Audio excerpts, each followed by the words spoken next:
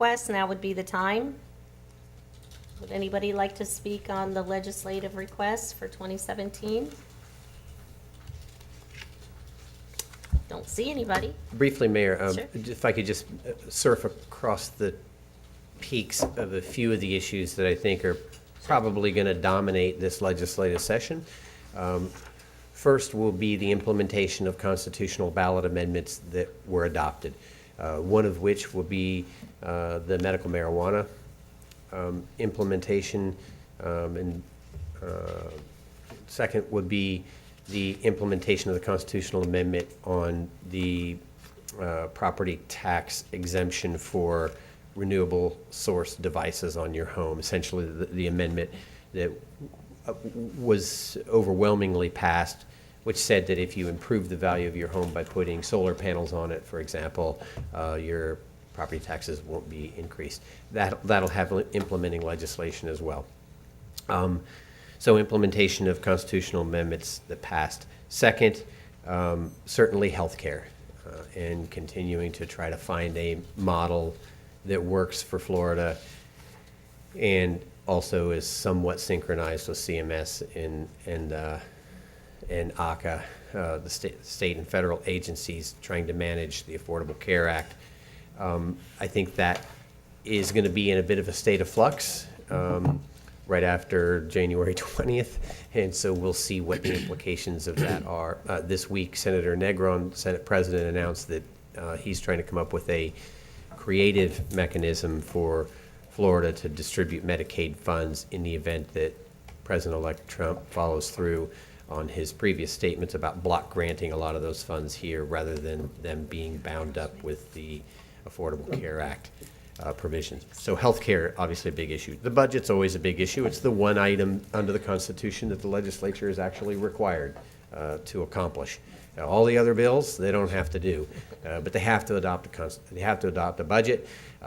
Budget projections right now are that there is going to be a modest level of surplus. That's the good news. The bad news is that it's pretty much spoken for. So we'll see how that plays out. Also, I think moving forward this session are going to be a host of bills related to disruptive technologies, things like Uber and Lyft, things like autonomous vehicles, and what's government's role in those disruptive technologies. We'll certainly be monitoring and tracking those. I have these 6 items that you've identified as priorities, and I'm sure Howard and I will be talking about those along with the ones that are embedded in the Florida League's agenda. I'd be glad to take any questions. The medical marijuana constitutional amendment requires administrative rulemaking, if I recall correctly, and there's a deadline, I think 6 months to up to 6 months to do that. The statutory bills that are mentioned, how is that going to impact that rulemaking, and is it going to delay the rulemaking if they have to implement whatever changes the legislature is going to require by statute? You're talking about the current rulemaking that's in place for the Charlotte's Web, the part that they authorized by statute 2 sessions ago? No. The rulemaking that's intended to implement the constitutional amendment. Well, the reason why I ask is that the city, as well as many other municipalities and counties, have considered or adopted moratoria on any new dispensaries within the city's limits. And the moratoria is based to a large extent upon, let's wait to see what the regulations are, and then we can incorporate or react or however. If there's going to be a delay in those regulations based on some additional legislative adoptions, that will have a bearing on those moratoria. Counselor, I can't say for sure what's going to happen, but based upon my experience, I suspect that the legislative branch is going to assert its authority. It's going to say that it is for us to determine the how and the executive branch is going to have to wait on enforcing that. They will see that as their prerogative. We make the law, the executive branch agencies enforce the law. And So there may be an extension of I that suspect. six-month deadline, which will probably, if we adopted a moratorium, we would need to re-adopt it. I can't say that for sure, but that's plausible. Or maybe they do it in phases. I'm just not sure. I know that that's a question that has been raised and that's front and center with this legislation as they're considering it. I've heard that topic, that a lot of municipalities and counties have adopted these moratoria. How are we going to deal with that? The extent to which this bill ends up having preemptory language in it, I don't know, but I suspect there'll be some language that comes pretty close to it. Thank you. Any other questions? No? Thank you, and charge on, wizard. Thank you.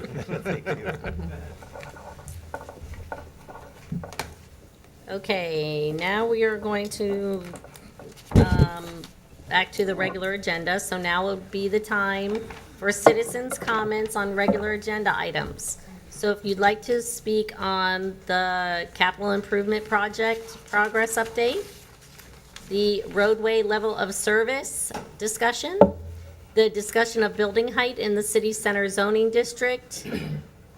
If you would like to speak on any of those items, now would be the time. State your name, you have 3 minutes. Good morning, Steve Fabian. A few years ago, the city put in a BERT between Airport Road and Keosauw half-mile with 33 light poles. And at that time, they recognized that there were no traffic, highlight lights along that section of the road and requested FDOT for funds to put lights there.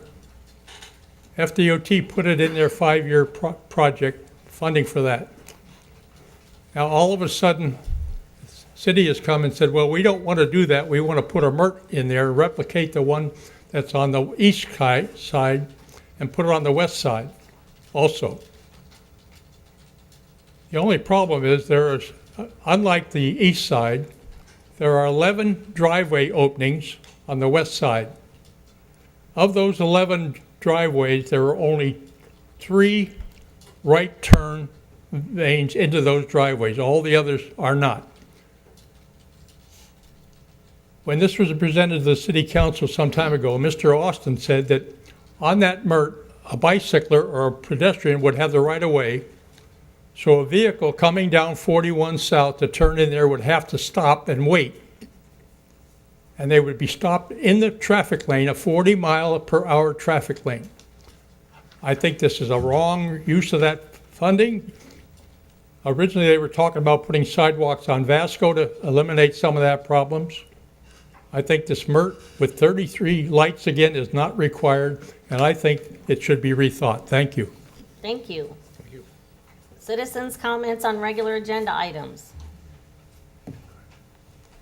Seeing none, we will move into the budget, the progress report on capital improvement projects. As a staff, we are going to have all the departments who have capital projects, representatives get up here and briefly go over their a status report of not only projects, but fleet and equipment. It's part of our budget process, budget transparency process, where we highlight all of the activities we're undertaking this fiscal year. We like to do it now as an update, and then we'll do it again in May and June when we put together our next 5-year program as well. So with that, I'll start on this one. The CRA approved additional parking at Lashley Park. Right now, it's being engineered and designed all the way up to construction documents by Marina Park, LLC. They will provide us biddable documents. We will bid it out. The number of parking spaces is still up in the air, and it could be 42, 43, 45. But they're in the process of the design right now, and we have the projected amount of funds that it will take. So that process is moving forward. For the record, Terry Tubbs, Urban Design. The underpass improvements that are underway under the US 41 southbound bridge, the work is proceeding. The Hands Across the Harbor event that is held in January, we are guaranteed a safe path for that event to occur, so the project is moving forward. The Harbor Walk area, Harbor Walk West Area 1, that is moving forward. We did have a brief meeting with the contractor yesterday. We are moving forward with the process to get that construction underway. The Harbor Walk West and Playground area, staff did meet with Playmore to discuss the projects and options for the surface, safe surface for playgrounds. Construction is projected to begin in 2017.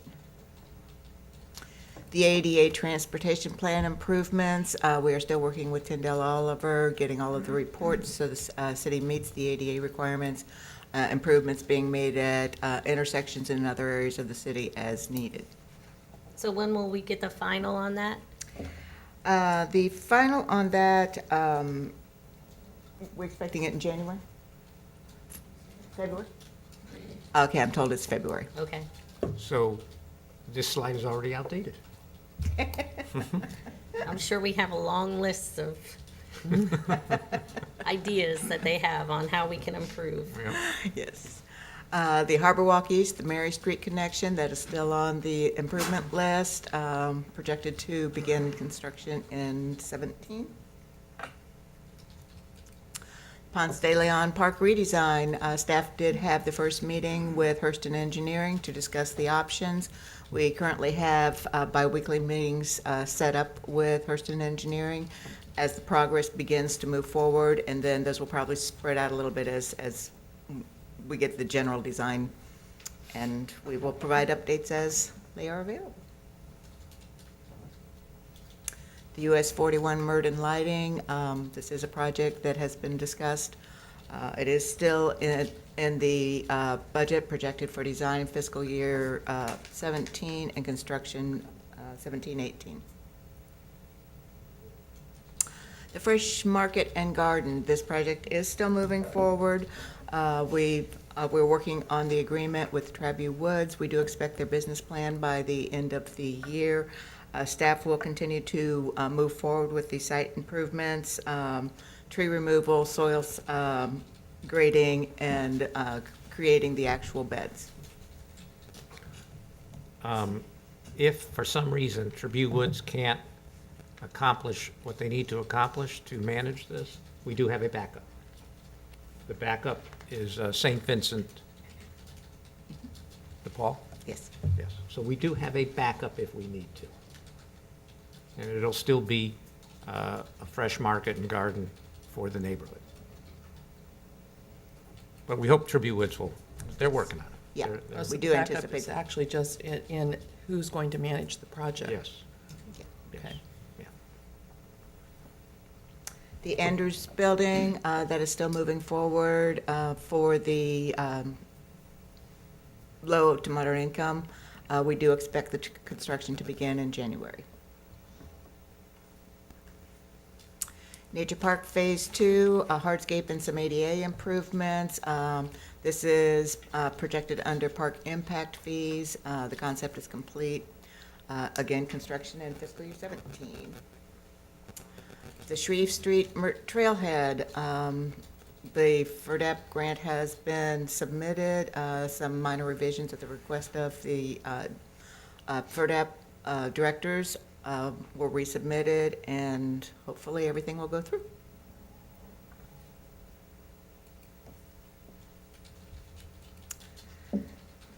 The sidewalk improvements, construction of missing sidewalks. We also have the fee in lieu, the in lieu of fee that we do collect from development projects when it's not, the contractor does not need to or want to actually construct the sidewalk, so they pay for the fee in lieu of that sidewalk that the city holds in funds in order to construct sidewalks in the area when the time is appropriate. Terry? Could our city engineer give us a brief status report on Madrid? Thank you, Howard. I was going to ask that question. Good morning, Mark Gehring, Public Works. We received the easement documents. I think they were signed off on the last council meeting, and we're completing our design of the Madrid sidewalk, which will connect the sidewalk on Madrid, which stops just there at the shopping center. It'll come up around the corner across the bank property, which Sunbank owns and gave us the easement, and continue over to the corner at Burnt Store Road, and residents will be able to cross Burnt Store Road there and get onto the MIRT. We expect to be under construction with bidding and all probably about 2 more months yet. Nancy? Yeah, my question was going to be more about how is this timed with the construction of Publix going on in the parking lots, and it would be nice to have it somewhat completed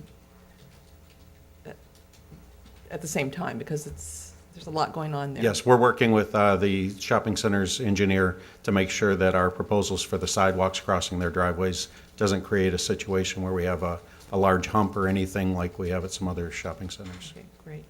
Thank you.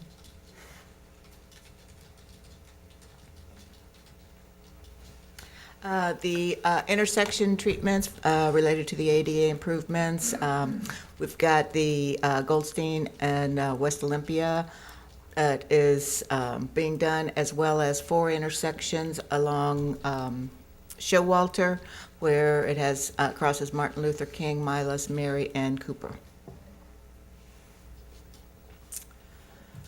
The US 41 northbound Mert Bridge, that is, yay. We did get some Sun Trail funding for that, so that project will be moving forward. We need to actually add that the construction funds have been provided as well. Pardon? I said we need to add, the slide says construction TBD, but the funds for the construction have been Yes. Another slide's outdated. provided.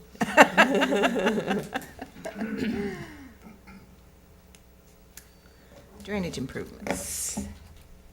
Thank you, Terry. Mark Gehring again, Public Works. This is a project that you discussed this morning. This is the Boca Grande Cordandra drainage work. Our consultant is working on those 6 points, I think it is, that Mr. Paul presented for the grants. Options 2 and 3 that will be presented to you in February will have all the points that we can address toward grant points. We'll have that in the project. They drive the cost of the project up, but if the grant money comes back to put us back to within our budget, that would be great. Swale drainage improvements, that's the citywide swale reconstruction, regrading. That has just recently concluded its bidding. We had a terrible time getting folks interested in bidding on that project. Don't know if it's the level of service that we're requiring in the project, the fact that our contractors are very busy, but after extending the bids a couple of times, we still only got 2 bidders. We are now in the process of awarding that project, and we'll probably come back to this council for the award very soon.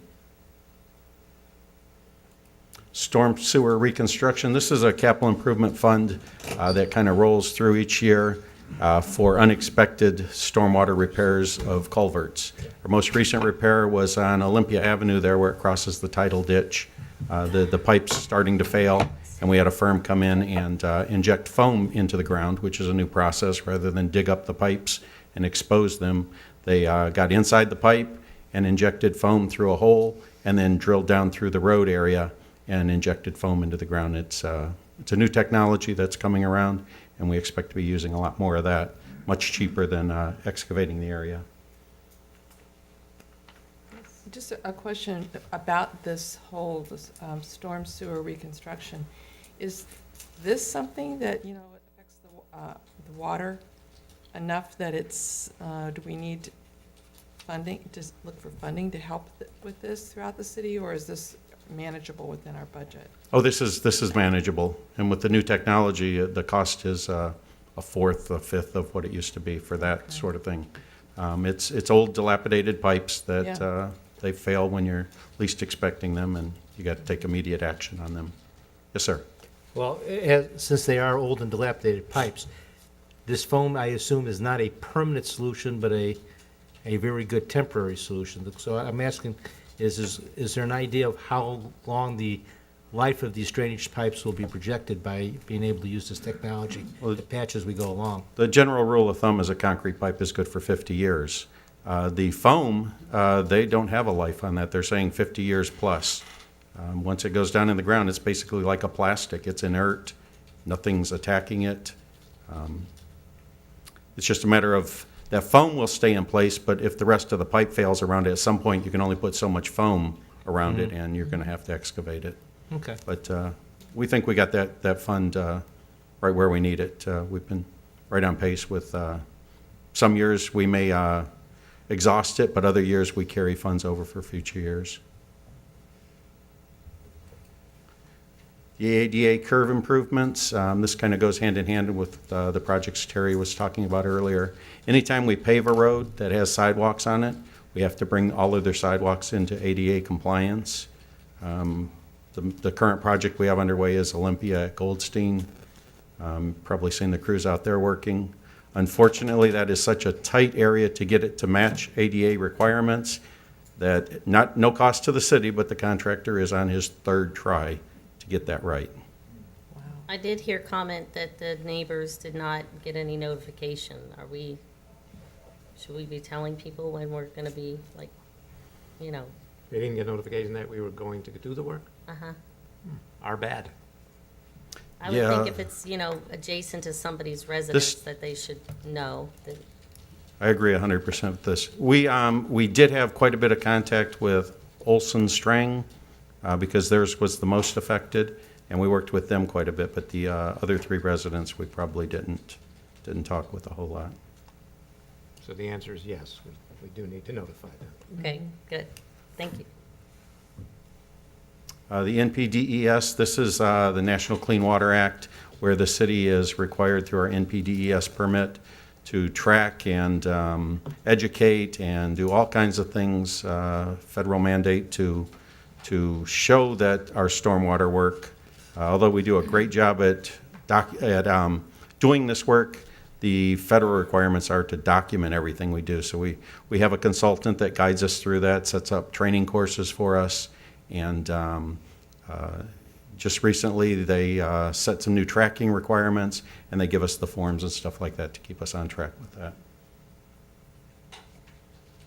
The TMDLs, hopefully this is the last year that I'm up here preaching for money for TMDLs. This is a $10,000 every other year fund that we were putting away.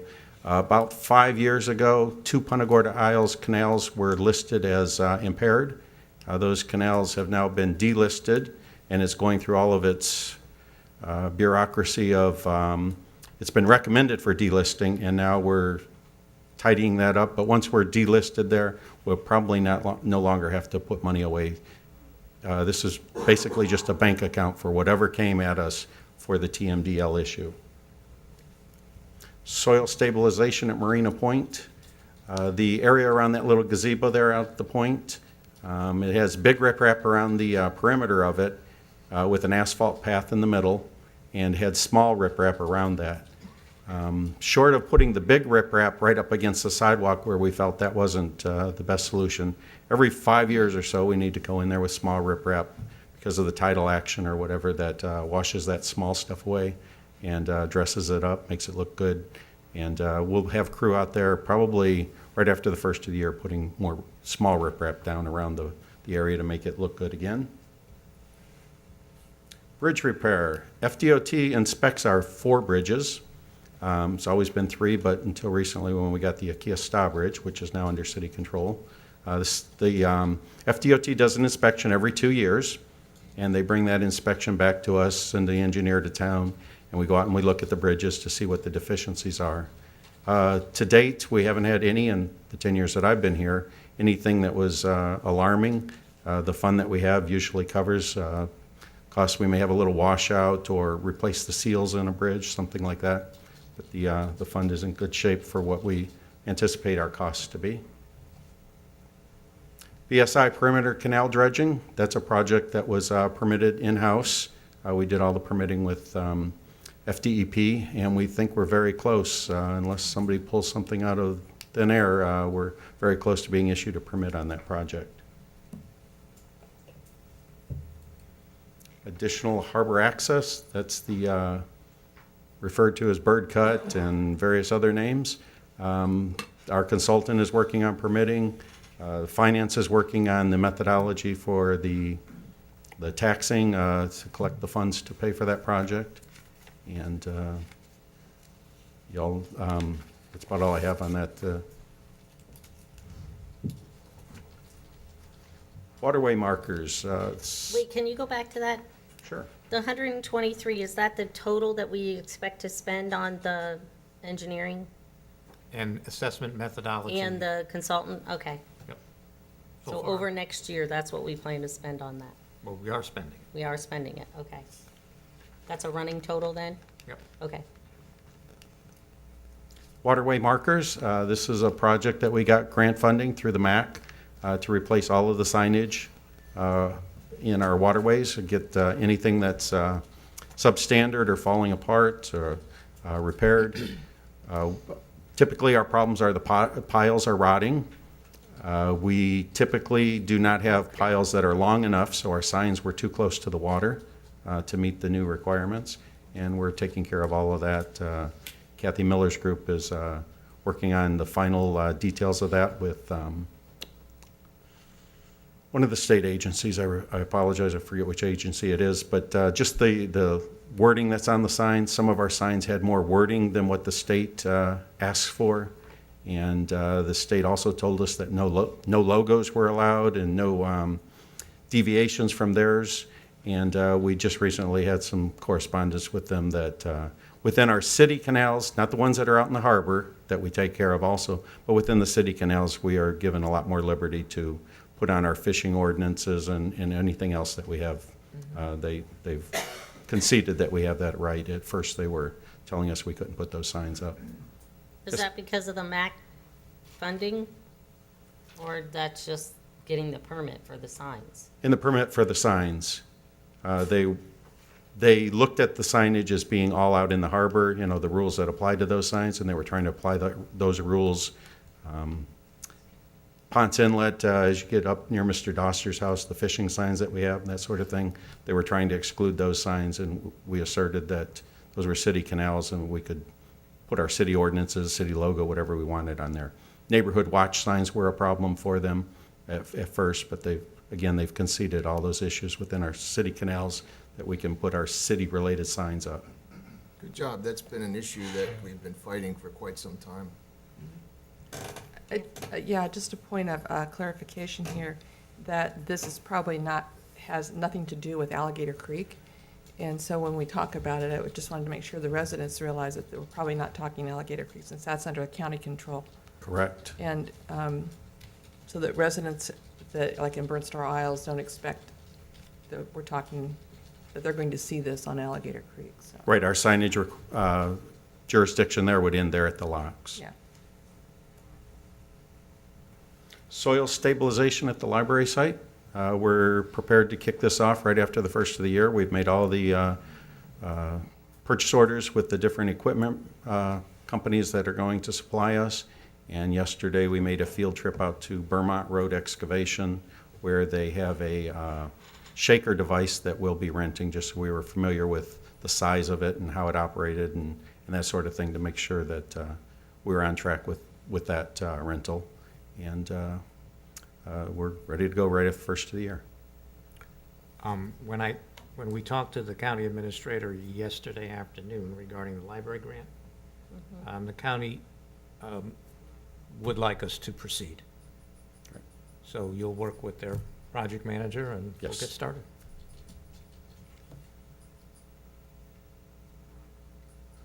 And capital project management. This is an account where we pay for the 2 project managers that work under engineering to build all of these projects that I've mentioned and that Terry mentioned. Their salaries come from a portion of each of those projects, pay for their salaries.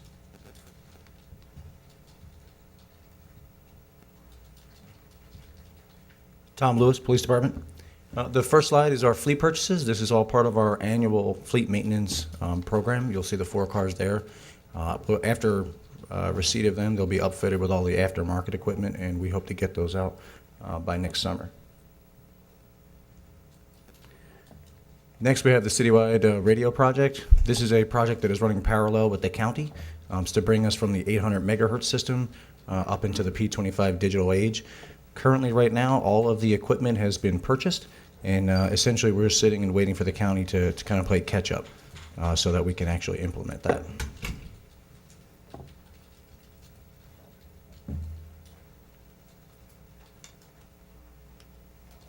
Ray Briggs, Fire Chief. This is our fleet replacement, so we have 1 fire truck that is being, this was a carryover, so it's currently being built. We expect delivery in April, so we're excited about that one. The other thing we have 3 little funds that is used for equipment replacement. First is suppression, which is just hose and fire equipment. Second would be bunker gear and dive equipment. And third being ALS medical equipment. Some large purchases there. So that's what we have.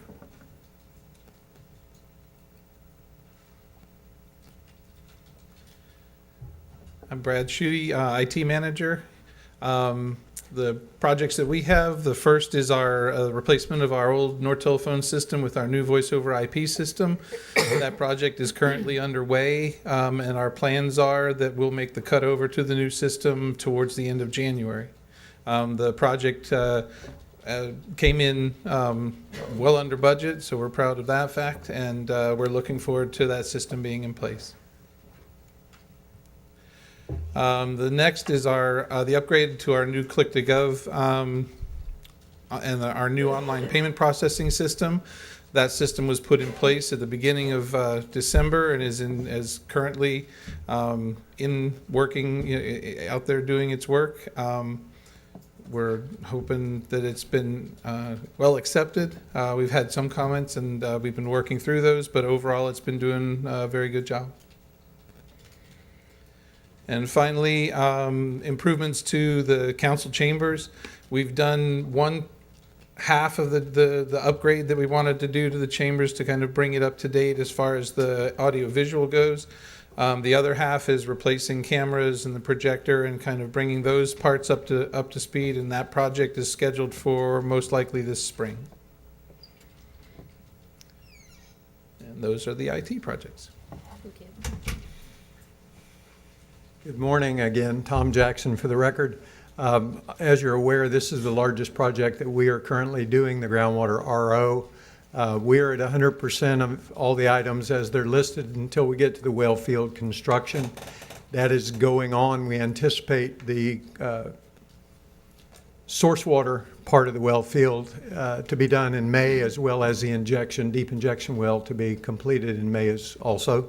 And the construction of the RO plant will hopefully begin in April 2018 and finish by December 2020.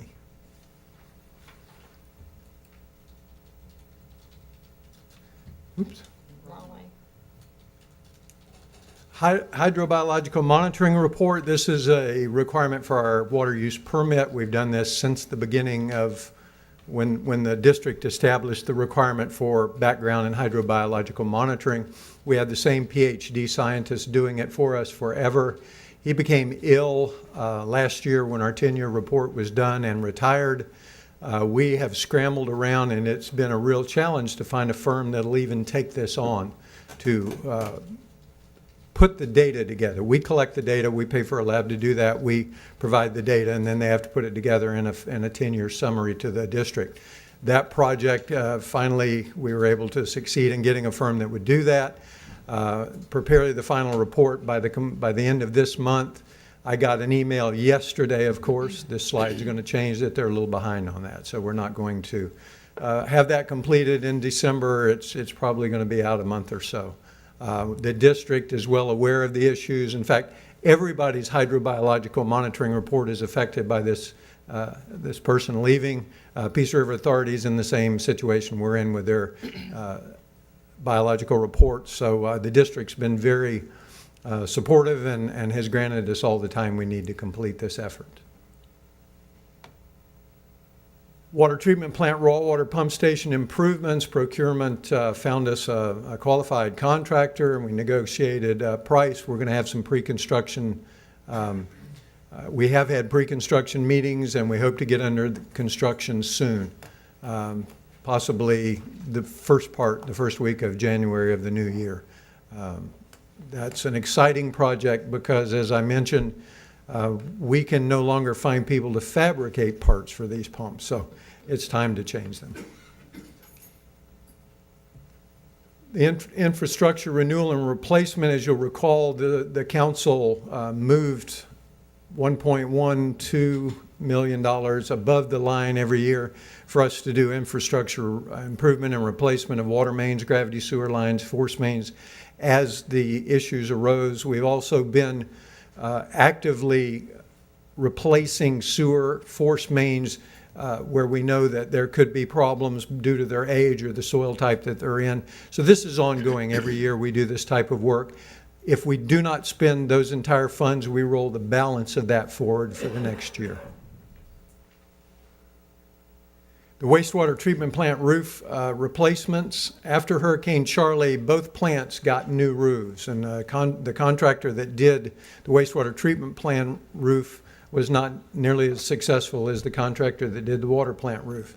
And as you can see from the slides, and they don't really tell the full picture, the roof was in horrible shape. So we contracted out with a roofing contractor to replace it. That is complete.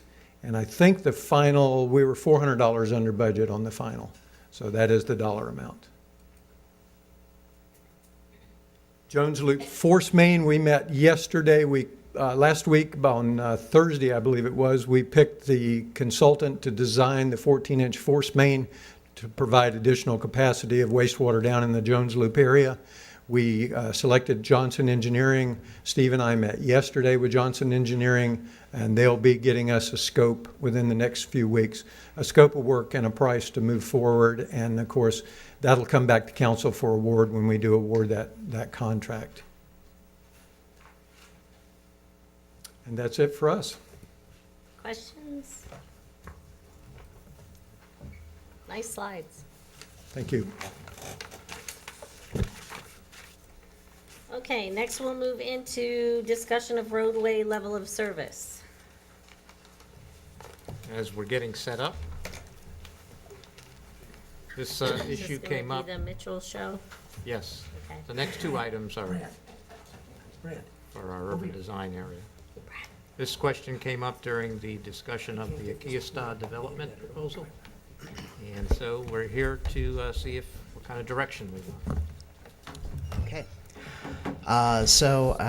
For the record, Mitchell Austin, Urban Design. I'm going to bore you with transportation level of service for a few minutes, and then we'll talk about the implications for our city. What is level of service? For roadways, the level of service standards are based on this letter grade system. The system was invented in the 1950s and 60s by transportation engineers to describe the flow of traffic through roadways that they were designing. The ideal condition for the engineers is really, in terms of utilizing the maximum capacity of a roadway, is really level of service D. That's where you're getting the highest volume of traffic with spending the least amount of tax dollars to build the roadway out. So that's typically the adopted level of service that you see. Level of service A is essentially doesn't exist except on a rural highway at night.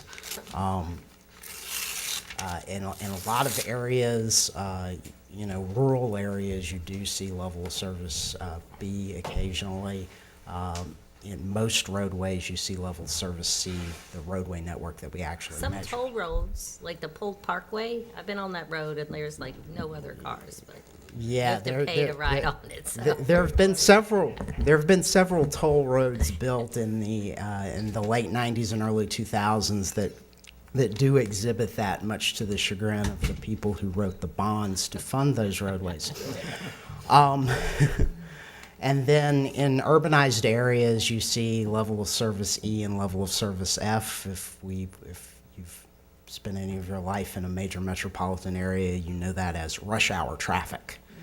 Your AM and PM commute times, level of service E and F. In our comprehensive plan, our current transportation element, we classify the minimum acceptable level of service in our city as level of service D. Now, the engineers put those neat little letter grades so that we had some relationship to something we understood, like letter grades we get in school. But D isn't failing, D is good, just like C is good. And A is maybe you didn't need to build that road.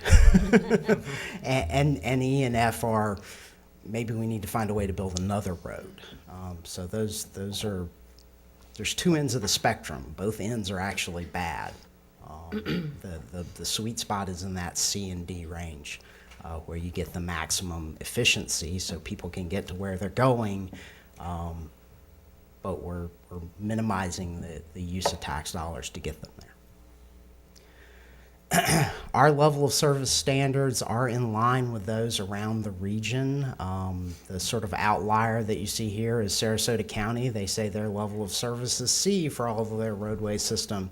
Then they have a list of excluded roadways that they call constrained facilities. These are roads that you may have heard of, like I-75, US 41, 301, Fruitville University. I could go on probably for the next 15 minutes.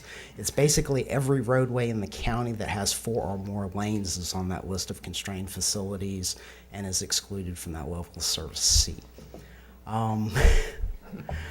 So it's not really their standard. Their standard is E or F for most of the roadway network that gets the majority of people to and from where they need to go.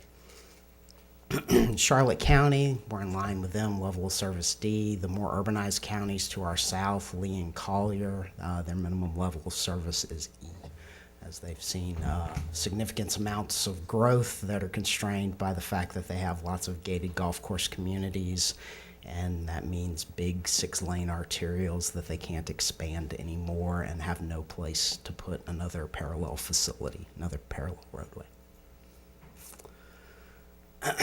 There was some discussion about the hurricane evacuation routes. Well, can we designate the hurricane evacuation routes level of service C? Currently in our comprehensive plan, our designated official hurricane evacuation routes are in line with those that are denoted as hurricane evacuation routes by Charlotte County and the state of Florida. So those roadway facilities are, as you see on this map. So it's US 41, it's Olympia Avenue, east of US 41 northbound, Taylor Road, Jones Loop Road, and Burnt Store Road. So those are the hurricane evacuation routes that we denote in our comprehensive plan. So that's what that is. The signage that you see on our streets that say hurricane evacuation routes, that's wayfinding signage to help our citizens understand where they need to go to get out. Just like the county's program with the collars around the stop signs, it's just general education for the public. In terms of the street network, I could show you the level of service map for today, but it would look pretty boring. Most of the lines on the map are green because most of the city today operates at level of service C. Every 5 years, the Metropolitan Planning Organization has to update its long-range transportation plan, and as part of that process, they do transportation study for the entire county. They do projections. The last plan was updated last year and looked forward to 2040. The projections for traffic are based on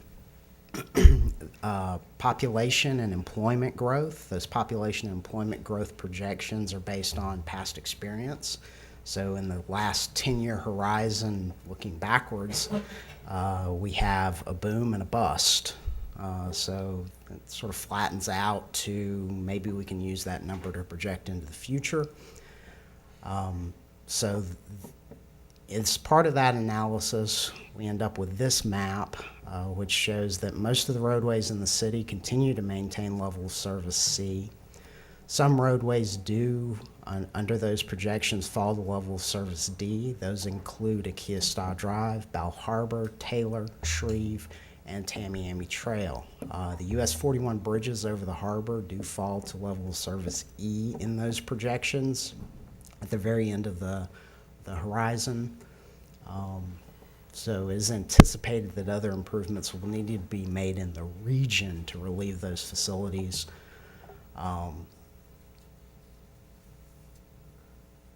And again, these projections are based on the existing system and projects that are committed. So this doesn't take into account any of the proposed transportation improvements that are in our long-range plan that aren't funded.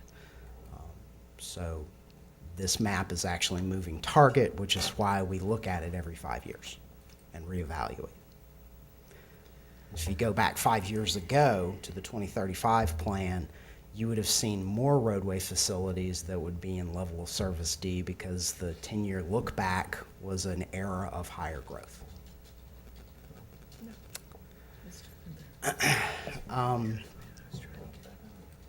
So implications for our roadway.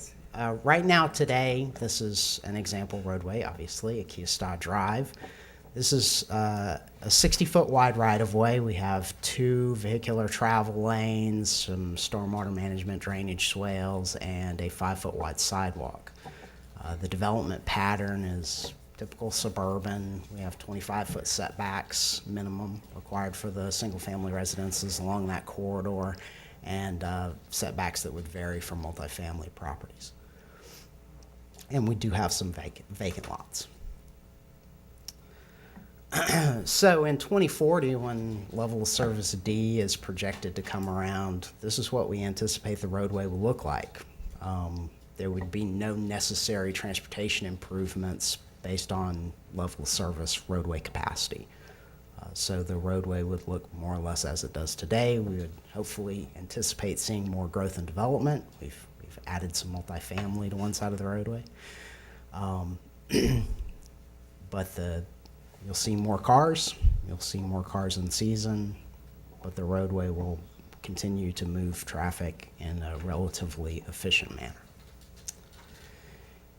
If we were to change the level of service standard, we would anticipate having to make substantive transportation improvements. This image shows us a way to gain additional roadway capacity by converting the facility from its existing 2-lane undivided to what the engineers call a 2-lane divided facility. The division would be a center turn lane. This limits travel delay by getting left-hand turners out of the vehicular throughway. It all looks good. It all looks like it fits within the 60-foot right-of-way. Unfortunately, we know that stormwater management is an issue now and would be an issue moving into the future with this improvement. So it is likely that we would have to purchase additional right-of-way to see even this level of modification. Moving further into the future, if we were to maintain a level of service C, we would anticipate that this type of facility would need to be undertaken. We would need to add additional vehicular through lanes in addition to the turn lane, again, necessitating additional right-of-way acquisition costs to accommodate the stormwater management requirements.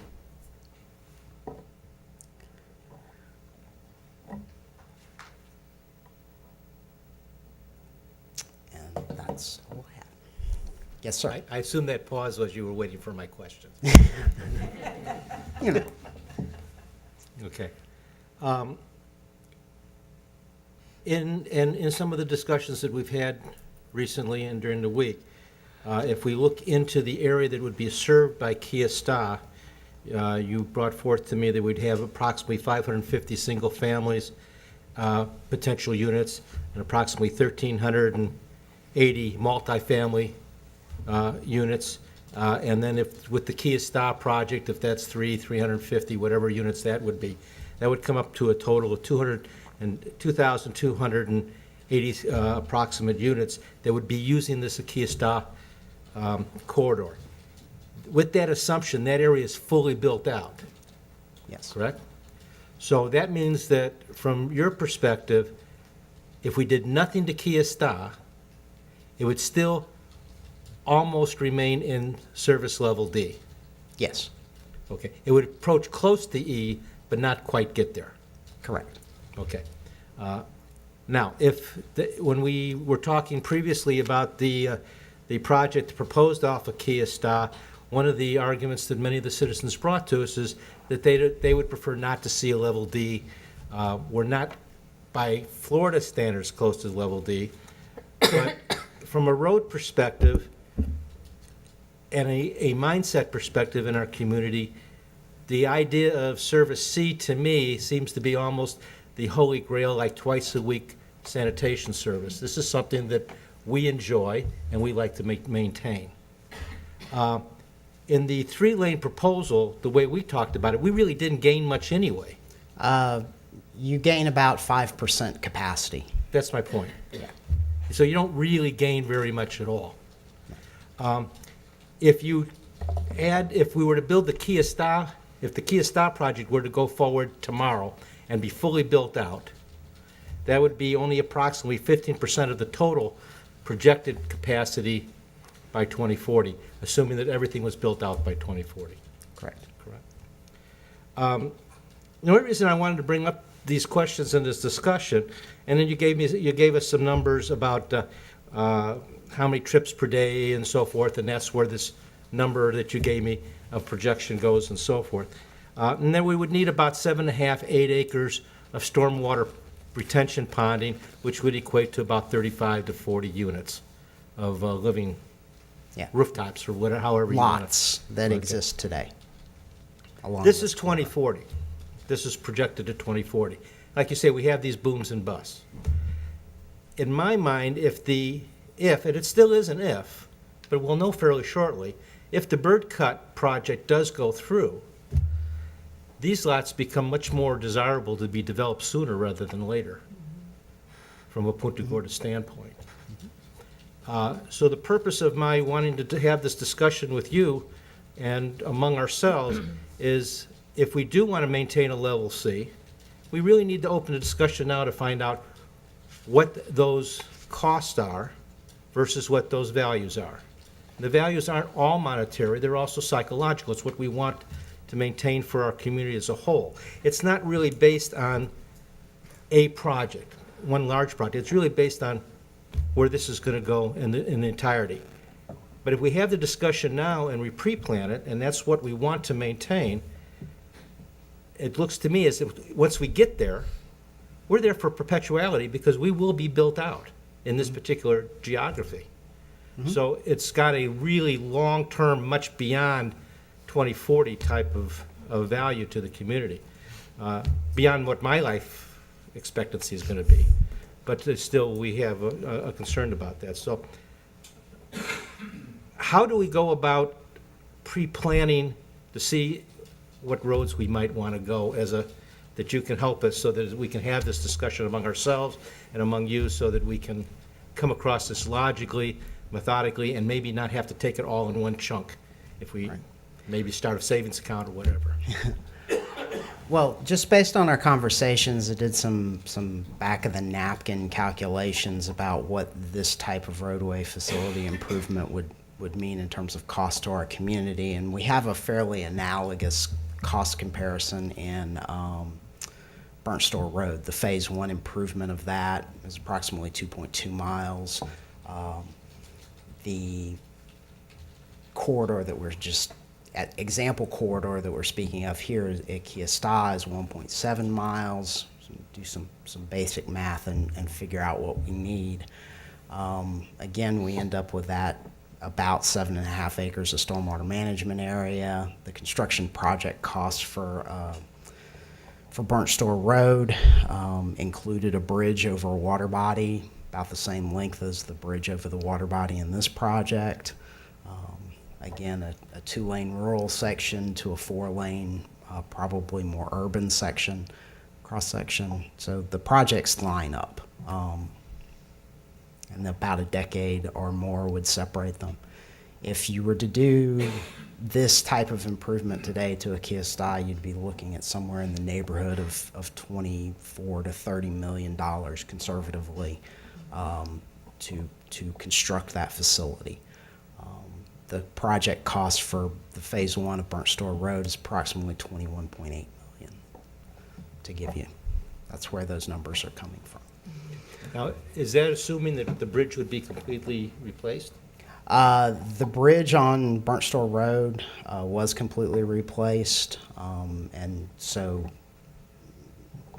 probably is rolled into that assumption of $24 to $30 million. Because, and Mark, you're welcome to weigh in this if you want, and you don't have to at this point in time.